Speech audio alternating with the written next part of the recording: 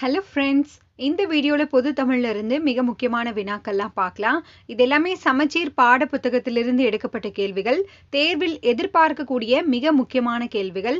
So வீடியோவை skip பண்ணாமல் பாருங்கள் ஃப்ரெண்ட்ஸ் நீங்கள் இன்னும் சேனலை சப்ஸ்கிரைப் பண்ணலை அப்படின்னா சப்ஸ்கிரைப் பண்ணிக்கோங்க. கூடவே பக்கத்தில் இருக்க பெல் ஐக்கானையும் கிளிக் பண்ணிக்கோங்க. முதல் கேள்வி, கீழ்கண்டவற்றுள் யாழ்முறி பதிகத்தை பாடியவர் யார்? திருஞான சம்பந்தர். யாழ்முறி பதிகத்தை பாடியவர் திருஞான சம்பந்தர். இரண்டாவது கேள்வி, காந்தியடிகள் முதலாக சென்னை வந்த ஆண்டு எது? ஆன்சர் 1919 ஆண்டு. காந்தியடிகள் முதலாக சென்னை வந்த ஆண்டு 1919. மூன்றாவது கேள்வி, செய்யுளில் பயின்று வந்துள்ள அணியை கண்டறிக. தீயினார் சுட்டப்புண் உள்ளாரும் மாறாதே நாவினால் சுட்டவடு. இதில் பயின்று வந்துள்ள அணி எதுன்னு பார்த்தீங்கன்னா வேற்றுமை அணி. வேற்றுமை அணி அப்படின்றது இரு பொருள்களுக்கிடையே உள்ள ஒப்புமையை கூறி பின்னர் வேறுபடுத்தி காட்டுவதுதான் வேற்றுமை அணி. இந்த குறள்ல பார்த்தீங்கன்னா தீ மற்றும் நாவினால் வரக்கூடிய கடுமையான சொற்கள் இரண்டுமே சுடக்கூடியது என்று ஒப்புமையை கூறிவிட்டு பின்னர் திருவள்ளுவர் என்ன சொல்லியிருக்காருன்னு பார்த்தீங்கன்னா, நாவினால் கூறக்கூடிய சொல் ஆறாது அப்படின்னு ஒன்று மட்டும் வேறுபடுத்தி காட்டியிருக்காங்க. அதனால இது வேற்றுமை அணி. நான்காவது கேள்வி, பொறுத்துக. வளர்க இதனுடைய இலக்கண குறிப்பு என்னன்னு பார்த்தீங்கன்னா, வியங்கோல் வினைமுற்று. பாடி முடித்தான் வினையெச்சம். படபட இரட்டை கிளவி மென்மேலும் அடுக்கு தொடர். ஐந்தாவது கேள்வி, முத்தொள்ளாயிரம் டேஸ் என்னும் வனப்பு வகையை சார்ந்தது? ஆன்சர் விருந்து. முத்தொள்ளாயிரம் விருந்து என்னும் வனப்பு வகையை சார்ந்தது. இது 3 வேந்தர்களை பற்றிய 900 பாடல்களை கொண்டுள்ளது. முத்தொள்ளாயிரத்தில் உள்ள பாடல்களின் எண்ணிக்கை 900. ஆறாவது கேள்வி, ஔவையார் பற்றிய கூற்றுகளில் சரியானது எது? ஔவையார் பற்றிய கூற்றுகளில் சரியானது இவை அனைத்தும். இவர் அதியமானின் நண்பன், அதியமானுக்காக தூது சென்றவர், அதியமானின் அவைக்கள புலவர். ஏழாவது கேள்வி, அனபாய சோழனிடம் தலைமை அமைச்சராக பணியாற்றியவர் யார்?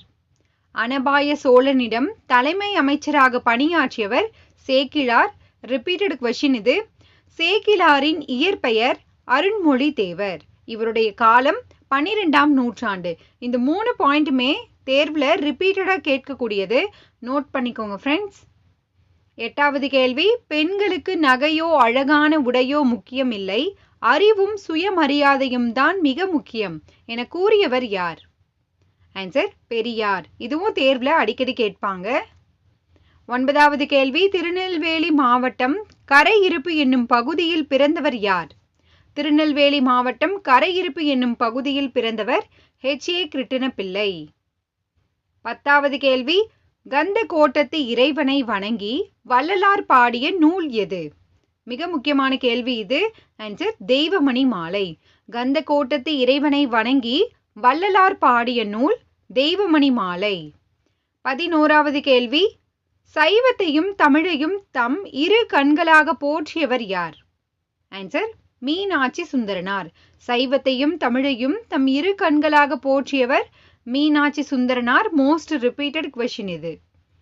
12வது கேள்வி, சார்பெழுத்து எத்தனை வகைப்படும்? சார்பெழுத்து 10 வகைப்படும். 13வது கேள்வி, பெரும்பாலும் ஈ என்னும் எழுத்தில் முடியும் அளபெடை வகை இவற்றுள் எது? ஆன்சர் சொல்லிசை அளபெடை. எடுத்துக்காட்டு அடிதழி குடிதழி. இதெல்லாம் சொல்லலாம். பெரும்பாலும் ஈ என்னும் எழுத்தில் முடியும் அளபெடை வகை சொல்லிசை அளபெடை. 14வது கேள்வி, பிரித்தெழுதுக. குற்றேவல். சரியான பிரிப்பு முறை குறுமை கூட்டல் ஏவல். பிரித்தெழுதுகளிலிருந்து கட்டாயம் ஒரு கொஸ்டின் வரும். ஸோ நீங்கள் ப்ராக்டிஸ் பண்ணணும் அப்படின்றதுக்காக தான் எல்லா கொஸ்டின்லையும் இதுல இருந்து ஒரு கொஸ்டின்ஸ் எடுத்துட்டு இருக்கோம். ஸோ குற்றேவல் என்பதன் சரியான பிரிப்பு முறை குறுமை கூட்டல் ஏவல். 15வது கேள்வி, முட்டையிட்டது சேவலா பெட்டையா என்பது டேஷ். சரியான விடை என்னன்னு பார்த்தீங்கன்னா வினா வலு. வலுவுடன் கூடிய வினாவை எழுப்புவது வினா வலு அப்படின்னு சொல்லப்படுது. முட்டையிட்டது சேவலா பெட்டையா என்பது வினாவழு. 16வது கேள்வி, நல்ல குடும்பம் பல்கலைக்கழகம் என்று கூறியவர் யார்? Repeated question. ஆன்சர் பாரதிதாசன். நல்ல குடும்பம் பல்கலைக்கழகம் என்று கூறியவர் பாரதிதாசன். அடுத்து, சேற்றில் தோன்றிய செந்தாமரை போல என்ற உவமை தொடருக்கான பொருள் கூறுக. அடுத்து 18வது கேள்வி, சிறந்த நூலகர்களுக்கு வழங்கப்படும் விருது இவற்றுள் எது? ஆன்சர் அரங்கநாதன் விருது. சிறந்த நூலகர்களுக்கான விருது எது? அரங்கநாதன் விருது. 19வது கேள்வி, கொள்வதும் மிகை கொள்ளாது கொடுப்பதும் குறைபடாது என்ற வரிகள் இடம்பெற்றுள்ள நூல் எது? Most repeated question. Answer Pattinappalai. இதுல பாத்தீங்கன்னா வணிகர்களுடைய சிறப்பு பண்பை எடுத்து கூறுறாங்க.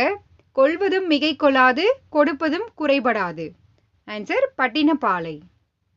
20வது கேள்வி, ஒரு மொழிக்கு எத்தனை ஒலிகள் இருக்க வேண்டும்? ஆன்சர் 33 ஒலிகள். ஒரு மொழிக்கு எத்தனை ஒலிகள் இருக்க வேண்டும்? 33 ஒலிகள். தமிழுக்கு பாத்தீங்கன்னா இதை விட அதிகமாவே இருக்கு, பல மடங்கு அதிகமாக உள்ளது. 21வது கேள்வி, சரியான இணையை தேர்ந்தெடு. இவற்றுள் சரியான இணை எதுன்னு பாத்தீங்கன்னா 3 மலையாளம்.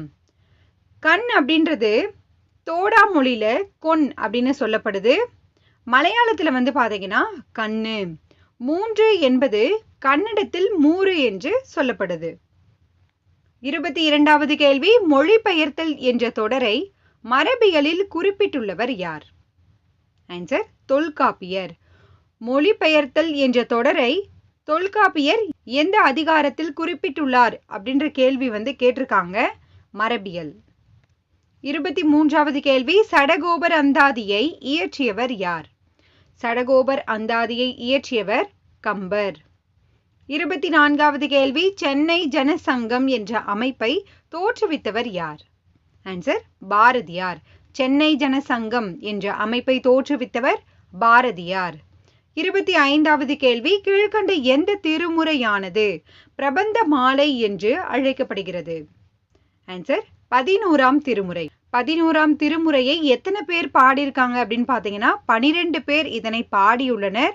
இந்த 11ஆம் திருமுறை பிரபந்த மாலை என்று அழைக்கப்படுகிறது. 26வது கேள்வி, தமிழ்நாட்டின் இரசூல் கம்சதேவ் யார்?